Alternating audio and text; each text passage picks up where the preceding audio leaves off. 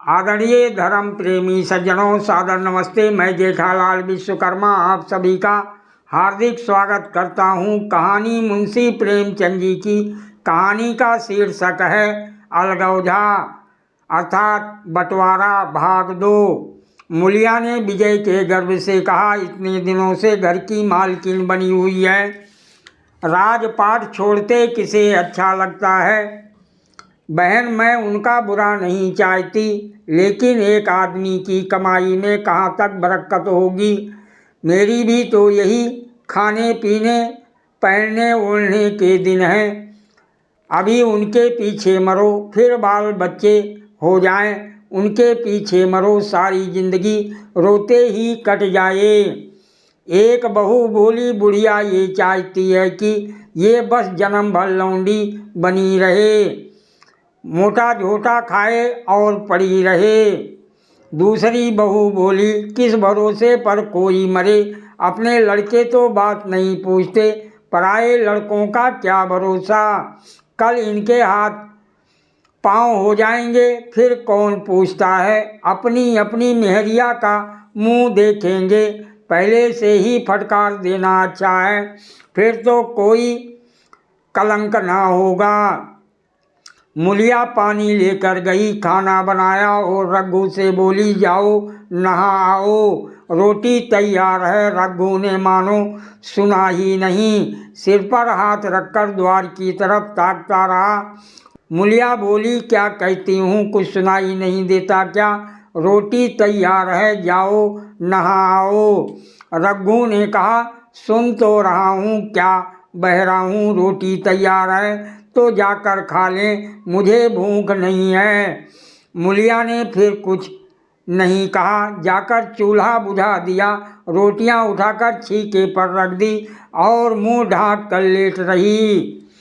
जरा देर में पन्ना आकर बोली, खाना तो तैयार है, नहा धोकर खा लो, वो भी तो भूखी होगी। रघु ने झुंझला कर कहा, काकी तू घर में रहने देगी कि मुंह में कालिक लगाकर कहीं निकल जाऊं। खाना तो खाना ही है, आज ना खाऊंगा कल खाऊंगा, लेकिन अभी मुझसे ना खाया जाएगा। केदार क्या अभी मदरसे से नहीं आया। पन्ना बोली, अभी तो नहीं आया, आता ही होगा। पन्ना समझ गई कि जब तक वो खाना बनाकर लड़कों को ना खिलाएगी और ना खुद खाएगी, रघु ना खाएगा। इतना ही नहीं, उसे रघु से लड़ाई करनी पड़ेगी, उसे जली कटी सुनानी पड़ेगी, उसे ये दिखाना पड़ेगा कि मैं ही उससे अलग होना चाहती हूँ, नहीं तो वो इसी चिंता में घुल घुल कर प्राण दे देगा। ये सोचकर उसने अलग चूल्हा जलाया और खाना बनाने लगी। इतने में केदार और खुन्नू मदरसे से आ गए। पन्ना ने कहा, आओ बेटा खा लो, रोटी तैयार है। केदार ने पूछा, भैया को बुला लूँ ना। पन्ना ने कहा, तुम आकर खा लो, उनकी रोटी बहू ने अलग बनाई है। खुन्नू बोली, जाकर भैया से पूछना आऊँ क्या। पन्ना बोली, जब उनका जी चाहेगा खाएंगे, तू बैठ कर खा, तुझे इन बातों से क्या मतलब। जिसका जी चाहेगा खाएगा, जिसका जी ना चाहेगा ना खाएगा। जब वो और उसकी बीवी अलग रहने पर तुले हैं तो कौन मनाए। केदार ने कहा, तो क्यों अम्मा जी, क्या हम अलग घर में रहेंगे। पन्ना ने कहा, उनका जी चाहे एक घर में रहे, जी चाहे आंगन में दीवार डाल लें। खुन्नू ने दरवाजे पर आकर झांका, सामने फूस की झोपड़ी थी, वहीं खाट पर पड़ा रघु नारियल पी रहा था। खुन्नू ने कहा, भैया तो अभी नारियल लिए बैठे हैं। पन्ना ने कहा, जब जी चाहेगा खाएंगे। केदार ने कहा, भैया ने भाभी को डांटा नहीं क्या। मुलिया अपनी कोठरी में पड़ी सुन रही थी, बाहर आकर बोली, भैया ने तो नहीं डांटा, अब तुम आकर डांटो। केदार के चेहरे का रंग उड़ गया, फिर जबान ना खोली। तीनों लड़कों ने खाना खाया और बाहर निकले। लू चलने लगी थी। आम के बाग में गांव के लड़के लड़कियां हवा से गिरे हुए आम चुन रहे थे। केदार ने कहा, आज हम भी आम चुनने चलें, खूब आम गिर रहे हैं। खुन्नू बोली, दादाजी बैठे हैं। लक्ष्मण ने कहा, मैं ना जाऊंगा, दादा घुड़केंगे। केदार ने कहा, वो तो अब अलग हो गए। लक्ष्मण ने कहा, तो अब हमको कोई मारेगा तब भी दादा ना बोलेंगे क्या?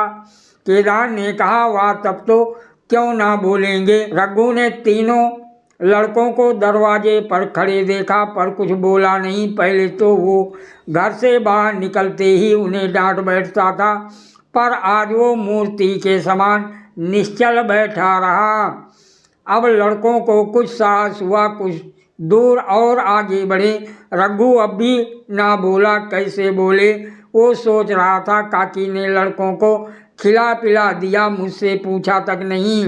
क्या उसकी आंखों पर भी पर्दा पड़ गया है? अगर मैंने लड़कों को पुकारा और वो ना आए तो मैं उनको मार पीट तो ना सकूंगा। लू में सबके सब मारे मारे फिरेंगे, कहीं बीमार ना पड़ जाएं। उसका दिल महसूस कर रह जाता था, लेकिन मुंह से कुछ ना कह सकता था। लड़कों ने देखा कि ये बिल्कुल नहीं बोलते तो निर्भय होकर चल पड़े।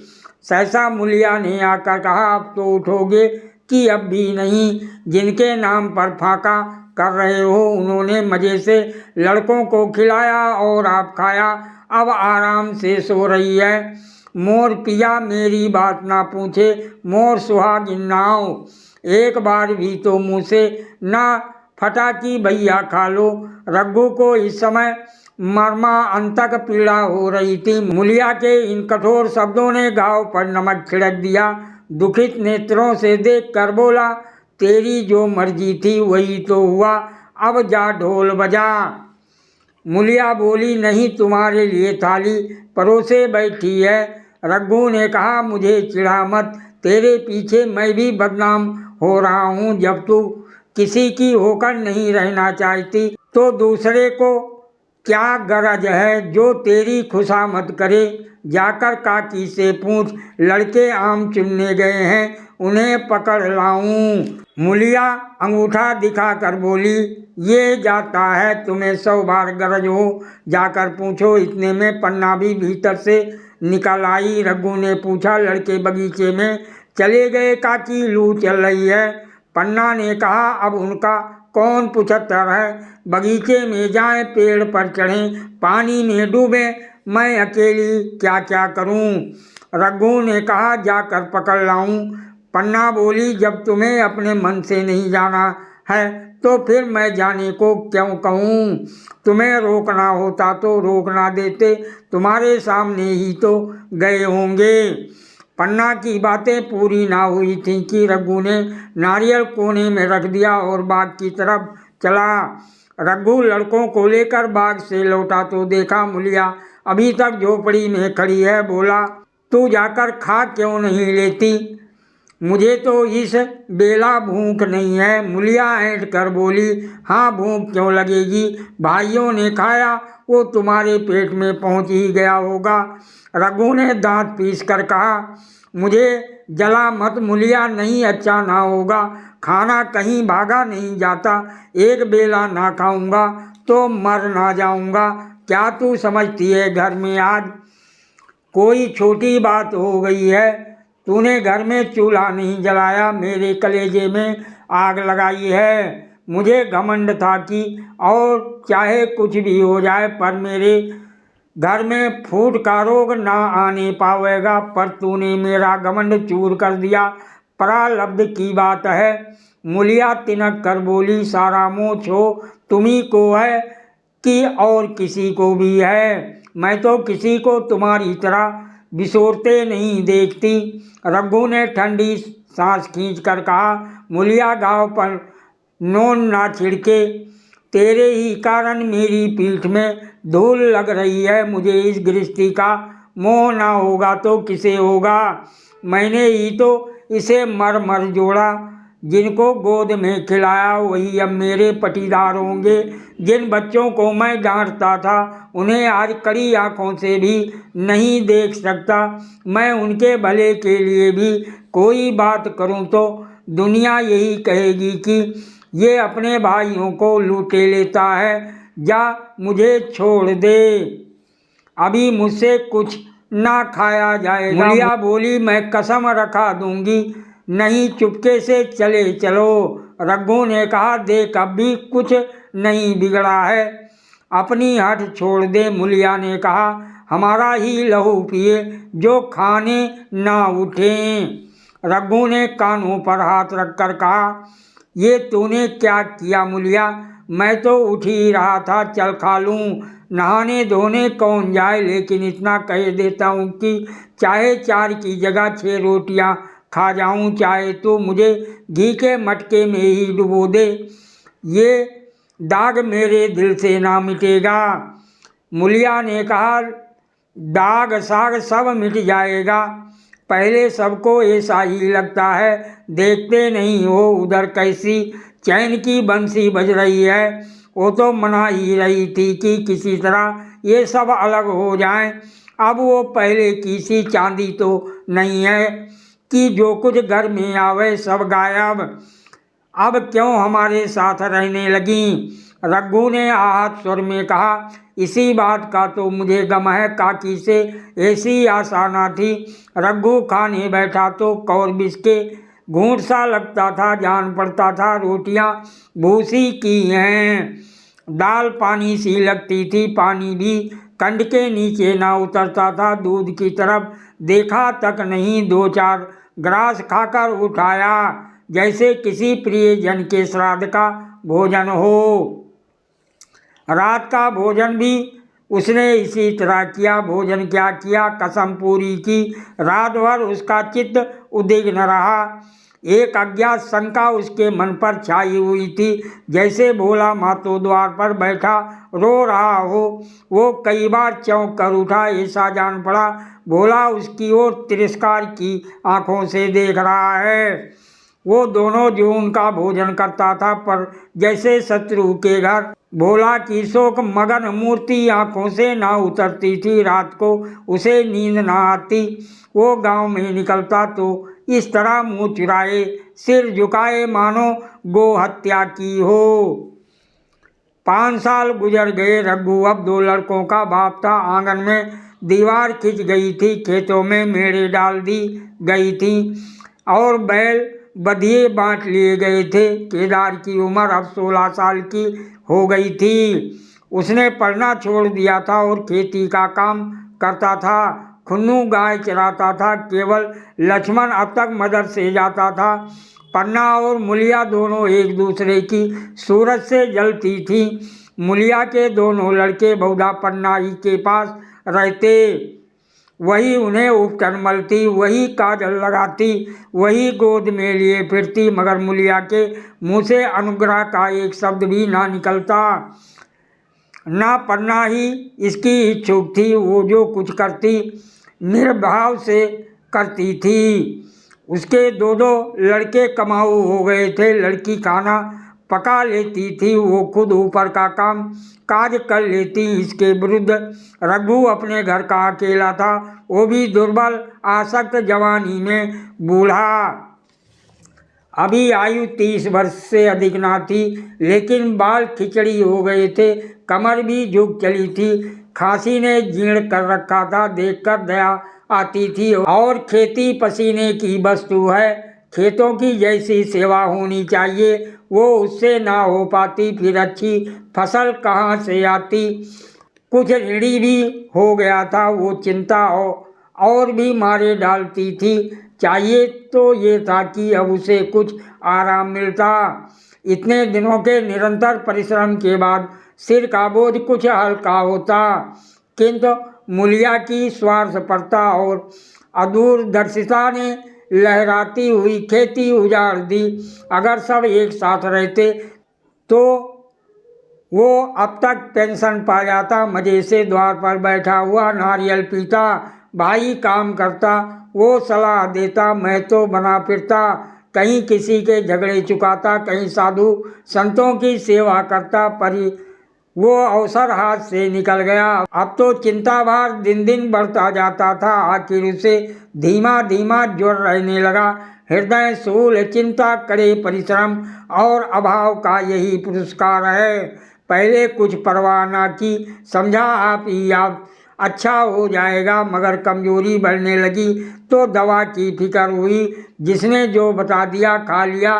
डॉक्टरों और वैद्यों के पास जाने का सामर्थ्य कहाँ, और सामर्थ्य भी होती तो रुपए खर्च कर देने के सिवा और नतीजा ही क्या था। जीर्ण ज्वर की औषधि आराम है और पुष्टि कारक भोजन। न वो बसंत मालती का सेवन कर सकता था और न आराम से बैठकर बलवर्धक भोजन कर सकता था। कमजोरी बढ़ती ही गई। पन्ना को अवसर मिलता तो वो आकर उसे तसल्ली देती, लेकिन उसके लड़के अब रघु से बात भी ना करते थे। दवा दारू तो क्या करते, उसका और मजाक उड़ाते। भैया समझते थे कि हम लोगों से अलग होकर सोने की ईंट रख लेंगे। भाभी भी समझती थी सोने से लद जाऊंगी। अब देखें कौन पूछता है, सिसक सिसक ना मरे तो कह देना बहुत हाय हाय भी अच्छी नहीं होती। आदमी उतना काम करे जितना हो सके, ये नहीं कि रुपए के लिए जान ही दे दे। पन्ना कहती रघु बेचारे का कौन सा दोष है। केदार कहता चल मैं खूब समझता हूँ, भैया की जगह मैं होता तो डंडे से बात करता। मजाल थी कि औरतियों जिद करती। ये सब भैया की चाल थी, सब सदी बदी बात थी। आखिर एक दिन रघु का टिमटिमाता हुआ जीवन दीपक बुझ गया। मौत ने सारी चिंताओं का अंत कर दिया। मूलिया का जीवन अंधकारमय हो गया। जिस भूमि पर उसने मंसूबों की दीवार खड़ी की थी अब नीचे से खिसक गई थी। जिस खूंटे के बल पर वो उछल रही थी वो उखड़ गया था। गांव वालों ने कहना शुरू कर दिया, ईश्वर ने कैसा तत्काल दंड दिया। बेचारी मारे लाज के अपने बच्चों के लिए रोया करती। गांव में किसी को मुंह दिखाने का साहस ना होता। प्रत्येक प्राणी उससे ये कहता हुआ मालूम होता था, मारे घमंड के धरती पर पाँव ना रखती थी। आखिर सजा मिल गई कि नहीं, अब इस घर में कैसे निर्वाह होगा। वो किसके सहारे रहेगी, किसके बल पर खेती होगी। बेचारा रघु बीमार था, दुर्बल था, पर जब तक जीता रहा अपना काम करता रहा। मारे कमजोरी के कभी कभी सिर पकड़कर बैठ जाता और जरा दम लेकर फिर हाथ चलाने लगता था। सारी खेती तहस नहस हो रही थी, उसे कौन संभालेगा। अनाज की डांठें खलिहान में पड़ी थीं, ऊख अलग सूख रही थी। वो अकेली क्या क्या करेगी। फिर सिंचाई अकेले आदमी का तो काम नहीं, तीन तीन मजूरों को कहाँ से लाए। गांव में मजूर थे ही कितने। आदमियों के लिए खींचातानी हो रही थी, क्या करे क्या न करे। इस तरह 13 दिन बीत गए। क्रियाक्रम से छुट्टी मिली दूसरे दिन ही सवेरे। मूलिया ने दोनों बालकों को गोद में उठाया और अनाज मारने चली। खलिहान में पहुंचकर उसने एक को तो पेड़ के नीचे घास के नरम बिस्तर पर सुला दिया और दूसरे को वहीं बैठाकर अनाज मारने लगी। बैलों को हाँकती थी और रोती थी। क्या इसीलिए भगवान ने उनको जन्म दिया था। देखते देखते क्या से क्या हो गया। इन्हीं दिनों पिछले साल भी अनाज मारा गया था। वो रघु के लिए लोटे में शरबत और मटर की घुगनी लेकर आई थी। आज कोई उसके ना आगे है ना पीछे, लेकिन किसी की लौंडी तो नहीं हूँ। उसे अलग होने का अब भी पछतावा ना था। एकाएक छोटे बच्चे का रोना सुनकर उसने उधर ताका तो बड़ा लड़का उसे चुमकार कर कह रहा था, भैया चुप रहो, अर्थात चुप रहो। धीरे धीरे उसके मुंह पर हाथ फेरता था और चुप करने के लिए विकल था। जब बच्चा किसी तरह चुप हुआ तो वो खुद उसके पास लेट गया और छाती से लगाकर प्यार करने लगा। मगर जब ये प्रयत्न भी सफल ना हुआ तो वो रोने लगा। उसी समय पन्ना दौड़ी आई और छोटे बालक को गोद में उठाकर प्यार करती हुई बोली, लड़कों को मुझे क्यों ना दे आई बहू। हाय हाय अभी बेचारा धरती पर पड़ा लेट रहा है। जब मैं मर जाऊं तो जो चाहे करना, अभी तो जीती हूँ। अलग हो जाने से बच्चे तो नहीं अलग हो गए। मुलिया ने कहा, तुम्हें भी तो छुट्टी नहीं थी, अम्मा क्या करती? पन्ना ने कहा, तो तुझे यहाँ आने की ऐसी क्या जल्दी थी? डांड मार ना जाती तो 3-3 लड़के तो हैं और किस दिन काम आएंगे। केदार तो कल ही मारने को कह रहा था, पर मैंने कहा पहले ऊख में पानी दे लो फिर अनाज मारना। मड़ाई तो 10 दिन बाद भी हो सकती है। ऊख की सिंचाई ना हुई तो सूख जाएगी। कल से पानी चढ़ा हुआ है, परसों तक खेत भर जाएगा, तब मड़ाई हो जाएगी। तुझे विश्वास ना आएगा, जब से भैया मरे हैं केदार को बड़ी चिंता हो गई है। दिन में 100 बार पूछता है, भाभी बहुत रोती तो नहीं है? देख लड़के भूखे तो नहीं हैं। कोई लड़का रोता है तो दौड़ाता है, देख अम्मा क्या हुआ, बच्चा क्यों रोता है? कल रोकर बोला, अम्मा मैं जानता कि भैया इतनी जल्दी चले जाएंगे तो उनकी सेवा कर लेता। कहाँ जगाए जगाए उठता था, अब देखती हो पहर रात से उठकर काम में लग जाता है। खुन्नू कल जरा सा बोला, पहले हम अपनी ऊँख में पानी दे देंगे तब भैया के ऊँख में देंगे। इस पर केदार ने उसे डांटा कि खुन्नू के मुँह से फिर बात ना निकली। बोला, कैसी तुम्हारी और कैसी हमारी ऊँख? भैया ने जिला ना लिया होता तो आज ये तो मर गए होते या कहीं भीख मांगते। आज तुम बड़े ऊख वाले बने हो, ये उन्हीं का पुण्य प्रताप है कि आज भले आदमी बने बैठे हो। परसों रोटी खाने को बुलाने गई तो मड़ैया में बैठा रो रहा था। पूछा क्यों रोता है? तो बोला, अम्मा भैया इसी अलगौधे के दुख से मर गए। नहीं भाभी, उनकी उम्र ही क्या थी, ये उस वक़्त ना सूझा, नहीं उनसे क्यों बिगाड़ करते। ये कहकर पन्ना ने मुलिया की ओर से संकेतपूर्ण दृष्टि से देखकर कहा, तुम्हें वो अलग ना रहने देगा। बहू कहता है, भैया हमारे लिए मर गए तो हम भी उनके बाल बच्चों के लिए मर जाएंगे। मुलिया की आंखों में आंसू जारी थे। पन्ना की बातों से आज सच्ची वेदना, सच्ची सांत्वना, सच्ची सदिच्छता भरी हुई थी। मुलिया का मन कभी उसकी ओर इतना आकर्षित ना हुआ था। जिनसे उसे व्यंग प्रतिकार का भय था, वह इतने दयालु, इतने शुभेच्छु हो गए थे। आज पहली बार उसे अपनी स्वार्थपरता पर लज्जा आई। पहली बार आत्मा ने अलगौधे पर धिक्कारा।